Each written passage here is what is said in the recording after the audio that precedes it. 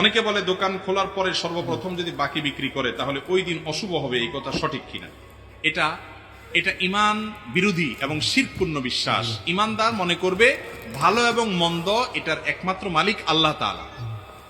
ওই কাস্টমারের হাতে কিছু নাই, সে বাকি চাইলে আমার ক্ষতি হয়ে যাবে, প্রথম কাস্টমার বাকি গেলে সারাদিন আমার খারাপ যাবে, এই সমস্ত কুসংস্কারে কোনো মুসলমান বিশ্বাস করবে না, জায়েজ নেই। দোকানদার আপনার কাছে প্রথম কাস্টমার বাকি আসলে যদি লোকটা ভালো হয়, টাকা দিবে, মনে হয় আরো বেশি করে তার কাছে কেনা বেচা করবেন, তাহলে ইমান ঠিক থাকবে ইনশাআল্লাহ। কারণ ওই কাস্টমার নগদ চাইলে যে সারাদিন আপনার বেচা ভালো হবে এমন কোনো কথা নাই।